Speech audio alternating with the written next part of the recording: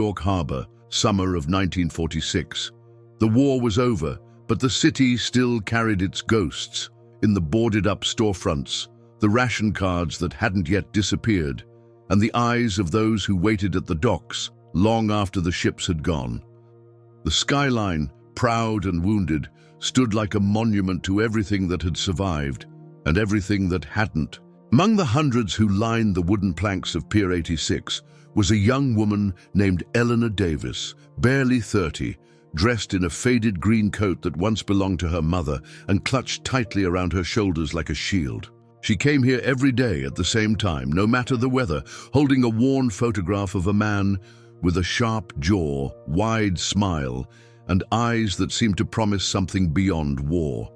His name was James Carter, and in 1942, he'd shipped out with the U.S. Army from Fort Dix, New Jersey, swearing he'd be home by Christmas. That Christmas never came. Years passed, letters slowed, then stopped. One final postcard from Italy, nothing since. Some said he died in the Apennines. Others believed he'd stayed in Europe, maybe married a French girl, maybe forgotten everything. But Eleanor never accepted any of that. She waited, quietly, faithfully, even as the world around her moved on. She worked days as a nurse in a converted church clinic in Hell's Kitchen, where soldiers trickled in and out with wounds deeper than stitches could reach. Everyone knew Eleanor, not because she spoke often, but because she listened, because they all knew she was waiting. Some called it tragic, others called it delusional. One doctor called it the kind of hope that holds the world together. She kept a box of his letters in a drawer, rereading them until the paper threatened to fall apart. She'd turned down every date, every well-meaning offer, every hand that tried to lead her away from the pier. Her heart, like the dress she kept wrapped in tissue at the back of her closet, had already made its choice. And then, one rainy afternoon in August, as thunder rolled low and slow across the Hudson, she saw him. Among the crowd of men stepping off the ship, a figure hunched beneath a military coat, his gait slower, shoulders heavier, but his eyes, those eyes hadn't changed. She didn't call out, didn't move, just stared. Was it really James? Or was it the memory of hope made flesh? If this story touches you the way it touched me while writing it, leave a like and subscribe to the channel. Your support helps us keep sharing stories that inspire, surprise, and move us. And now, brace yourself, because what comes next changes everything. Time passed slowly at the harbor, not in the way it drags during boredom, but in the way it does when every minute holds its breath, waiting for a face, a name, a voice to rise out of the tide of returning soldiers. The war had ended more than a year ago, but not for Eleanor Davis. For her, peace was not marked by the newspapers or the parades or the president's words. It would only come when a single man stepped off a ship and said her name. She came to the pier every day, always around noon, when the sun hung high and the ships cast long shadows across the water. Her coat, though worn at the seams, was always neatly buttoned, her hair tied back with the same ribbon James had once sent from basic training, white silk, now dulled by time. In her hand, the photograph, folded and unfolded so many times that the creases were deeper than the smile it once held. Eleanor's life had quietly folded itself around waiting. She worked long hours at a temporary clinic just off 9th Avenue, a converted church where the pews had been replaced by cots and the hymns by the groans of recovering GIs. She dressed wounds, held hands, and stitched together not just skin, but the dignity of men too broken to ask for help. The nurses admired her, the patients trusted her, and the doctors relied on her. But everyone knew she was waiting for someone. People whispered, they always do. Some thought she'd lost her mind. Others called her devotion romantic or foolish. A few tried to intervene. A local pastor once suggested she start attending services again, just to let go. A neighbor offered to introduce her to a widower who worked at the post office.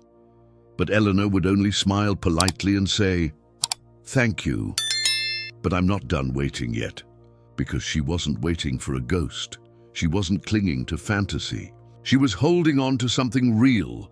A man whose letters she had held in her hands, whose voice she still heard in the rustling of the Hudson wind, whose last words on paper had read, "Tell my mother I'm okay. Tell you I'll be home. I promise." That letter had come in late 1944 from somewhere near Bologna. The paper had smelled faintly of tobacco. The ink had smudged in the rain. But the words had held strong. She'd read them 100 times, maybe more, and still they made her breath catch every time. And yet, as the months stretched into years, something darker began to creep in. Not doubt at first, just silence. The kind of silence that grows thick like fog, making it hard to see the line between faith and foolishness. The Red Cross had no record of James beyond 1945. The army said he was listed as MIA. Some said that meant dead. Eleanor refused to believe it. But some nights, lying in bed with only the hum of the city outside her window, she would press the photo to her chest and wonder if she had dreamed the whole thing. She began keeping a journal. Not of her thoughts, but of the men who came home. Names, units, ship numbers. Some she met at the clinic, others at the dock. Once she thought she saw him, same build, same walk, but when the man turned, he was 20 years older and blind in one eye. She apologized. He only nodded as if he understood. Her mother had stopped asking long ago. Her father, gone before the war, would have understood. At least she believed he would have. Sometimes, when she sat alone on their old brownstone steps, she imagined him beside her, tipping his hat and saying, "Keep watching, Ellie. He'll come. Men like James don't break promises." But time didn't stop for her. The city rebuilt. Soldiers came home, babies were born, department stores filled with color again, and Eleanor, she remained unchanged, unmoved, like a lighthouse in the storm. Not because she couldn't move on, but because something in her knew she didn't have to. She hadn't just loved James, she had believed in him, in the way he wrote her name in the margins of every letter, in the way he sent her pressed flowers from foreign fields, in the way he told her, over and over, even as war surrounded him, "If I have to crawl back to you, I will, but I'll come home." And so she waited, even when hope thinned into thread, even when people pitied her, even when her own hands started to tremble from years of treating other people's wounds. Because love, real love, the kind that survives blood and silence and distance, doesn't come with expiration dates. It waits, even when it hurts, even when it has every reason to give up. The Atlantic stretched endless and grey beneath the low-hanging sky, its waters swelling and falling like the breath of a tired world. On board the ship making its way from Naples to New York, James Carter sat alone below deck, staring at nothing in particular, just the rusted steel wall across from him, flaking like old paint on a forgotten farmhouse. His duffel lay unopened at his feet. His boots, still caked with Italian dust, felt heavier than they ever had in combat. He was going home. And yet, his body remained hunched, still bracing for shellfire. The war had carved itself into his bones, not with glory, but with mud, blood, and the kind of silence that followed a man even when the guns had long gone quiet. He had landed in North Africa in 43, marched through Sicily, and bled into the hills of Italy like so many others. Soldiers who fought because someone told them to, who died before they could ask why. He'd seen friends torn apart mid-sentence. He'd held the dog tags of a man he'd shared rations with the night before. He'd written letters to mothers he never met because someone had to say their sons had been brave.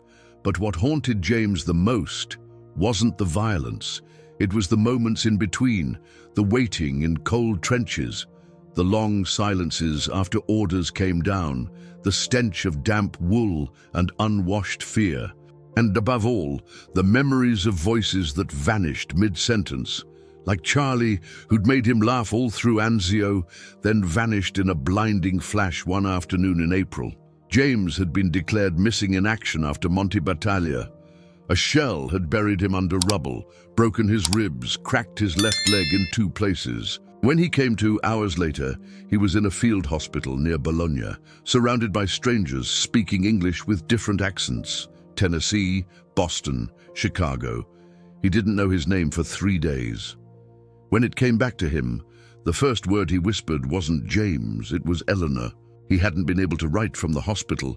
His fingers were splintered, his mind fogged. Later, during recovery, he tried, but the letter was returned, recipient unknown.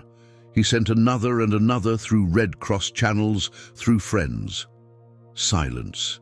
He didn't know if she'd moved, married, forgotten.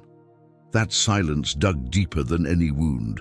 The army sent him to England after the war, said his unit records were a mess, that repatriation would take time.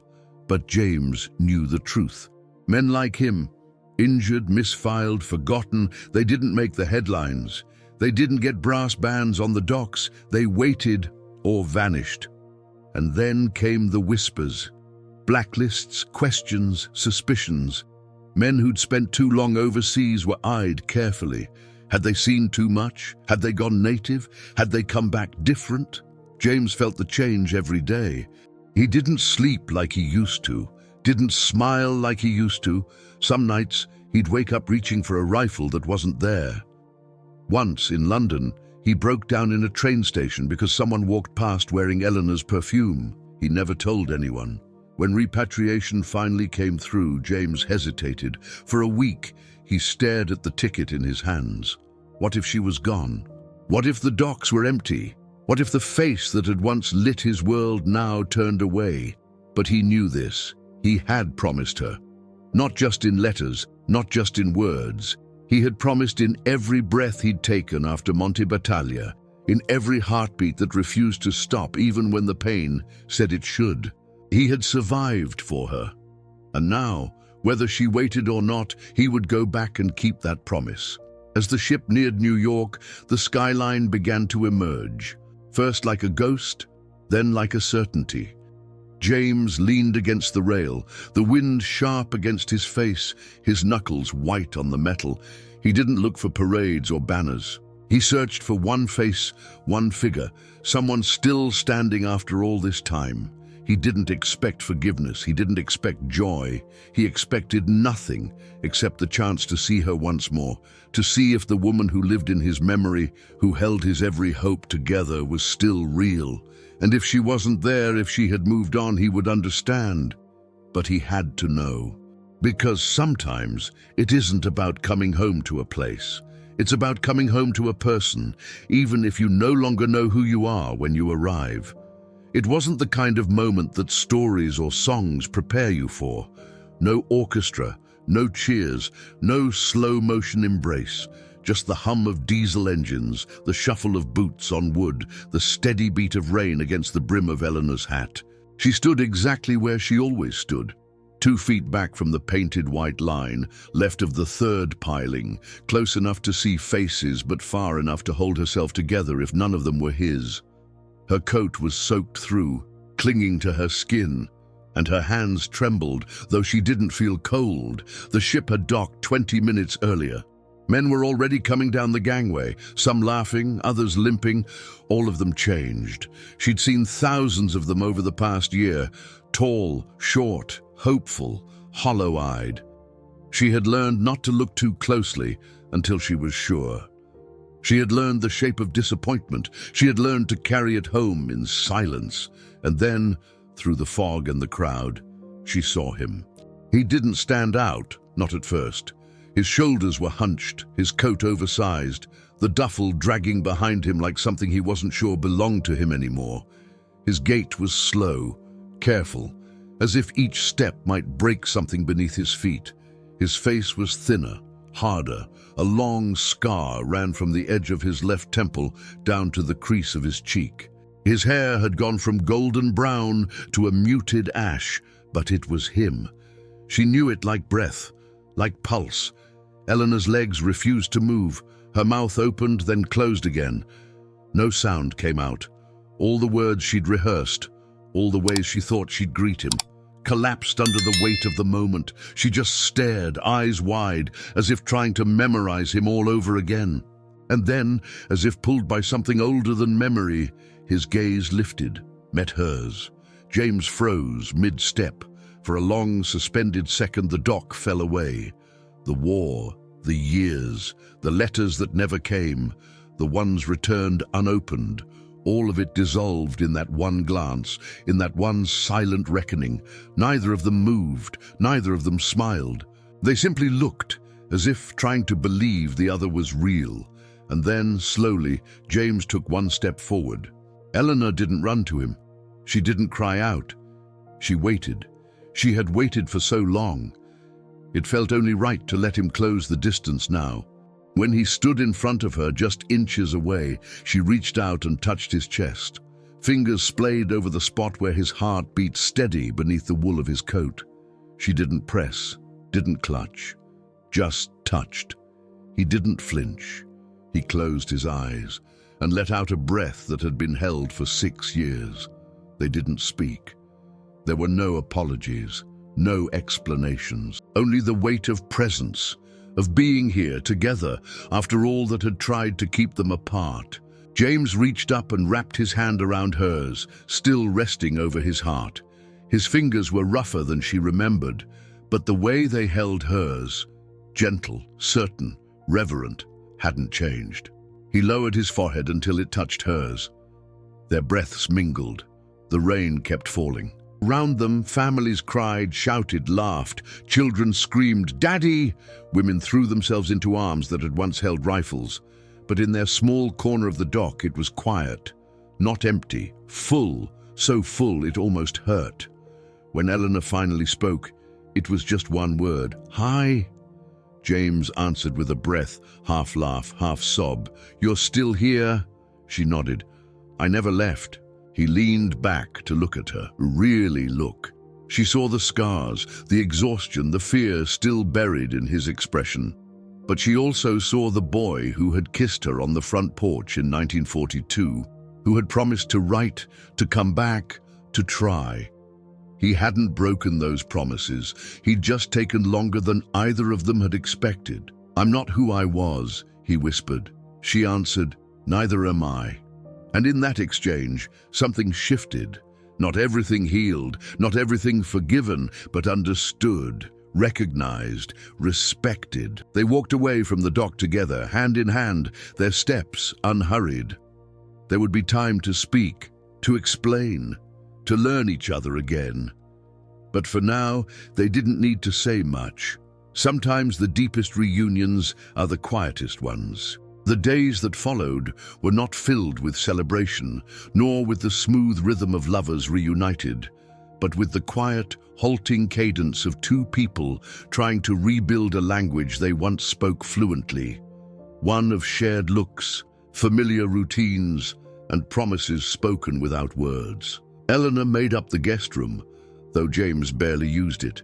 Most nights, he sat by the window long after she'd gone to bed, the silhouette of the city reflected in his eyes, the ghosts of Europe still clinging to his breath. He didn't rush to tell her what had happened, and she didn't push. They moved around each other carefully, like dancers relearning a familiar step on a floor now warped by time. It was on the 4th night, with rain ticking gently against the glass and the scent of chamomile tea thick in the room, that James finally began to speak.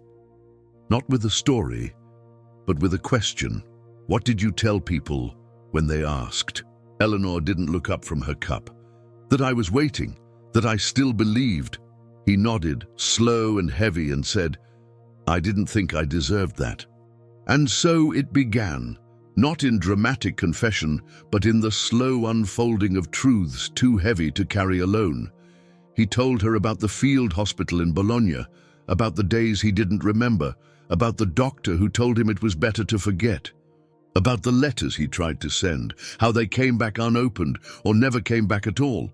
He told her about the nights in London, sleeping in rail stations, afraid to go home with nothing but broken promises in his hands.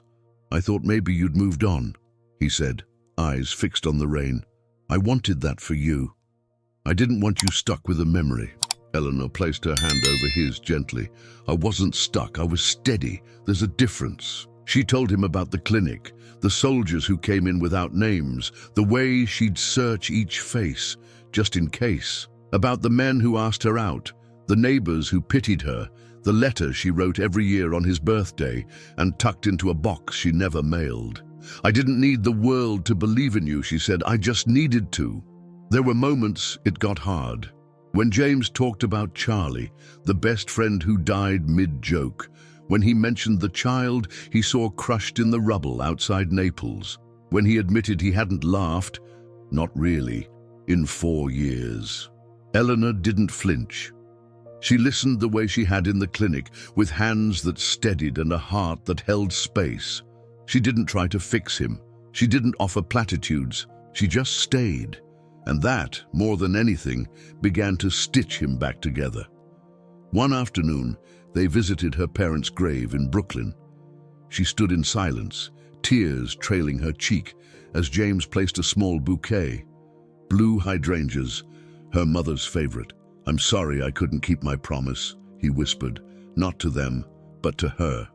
"You did," she said. "You came home. That was the promise." Forgiveness, they learned, was not a single act. It was a choice made in moments. When she brought him coffee the way he liked, black with a dash of cinnamon. When he reached for her hand before crossing a busy street. When they argued about where to eat or what movie to see and didn't walk away. They started taking walks together through Central Park, slow at first, then longer. He told her how the trees reminded him of a grove outside Florence, where he once kissed a stranger just to feel something other than fear. He confessed that moment with shame, not because of what he'd done, but because it hadn't meant anything, and yet it still felt like betrayal. Eleanor stopped walking, turned to him and said, "I didn't wait for a perfect man. I waited for you, the one who came back and had the courage to tell me that." It wasn't easy. Trust had to be relearned. But love, real love, is not about ease. It's about choosing someone over and over again, even when the shine wears off, even when the path is uneven, even when the pain lingers like a shadow that won't leave the room. Slowly, they began to build something new. Not a continuation of what had been, but something rooted in what had survived, in truth, in patience, in the silent, sacred work of holding space for the whole of a person, not just the parts that were easy to love. And as fall set into the city, Eleanor found herself reaching for his hand, not out of memory, but out of habit. A habit she hoped never to break. Years passed. Like pages in a book, neither of them was ready to finish. They didn't live in grand gestures. There was no sweeping move to the countryside, no fairy tale ending tied up in bows. Instead, they stayed in the city, in a modest brownstone walk-up in the West Village, where mornings smelled of coffee and newspaper ink, and evenings of slow jazz drifting in from the radio. Eleanor went back to nursing full-time. James took a quiet job at the VA, helping other veterans navigate the bureaucracy that had once swallowed him whole. He wasn't always the same. There were nights when the darkness still whispered, when he'd sit on the edge of the bed with his shoulders tight and his breathing shallow. But Eleanor would rise, wordless, and wrap herself around him like a shoreline around a drifting boat, and he would anchor. They didn't have children, but their home was rarely empty. Nieces, nephews, neighbor kids, friends of friends, everyone found warmth in the Davis Carter apartment. It wasn't just the food or the laughter, it was the feeling that love had survived there, that something had been fought for and won. One fall, on their 20th anniversary, James surprised her with a framed copy of the photograph she'd held all those years at the dock. He'd had it restored, every crease, every faded edge. On the back, he'd written, "For the woman who never stopped looking." Eleanor cried, quietly. Then she smiled and whispered, "And for the man who found his way back." When she passed, decades later, peacefully in her sleep, James found a letter tucked in the back of her dresser drawer. It was addressed to the one who made waiting worth it. In it, she'd written, "I didn't wait for the man from the photo. That boy didn't come home. I waited for the soul behind his eyes. And when you returned, I saw him, not untouched, not unbroken, but real. And enough. You were always enough." James read that letter every night until he too was gone. And long after, they were both laid to rest, side by side in a quiet cemetery upstate. Stories about them continued to be told, by neighbors, by patients, by people who remembered a woman who stood at the harbor each day, not because she was lost, but because she believed. The dock at Pier 86 was eventually renovated, its boards replaced, its buildings restored. But somewhere, near the spot where she once stood, a small plaque reads, "She waited, and he returned." Love didn't arrive late. It arrived scarred, but whole. We share news stories every day, real moments that inspire, heal, and stay with you. If this one moved you like it moved us, leave a comment below and subscribe to the channel. Your support keeps memories alive and reminds us all what love can survive.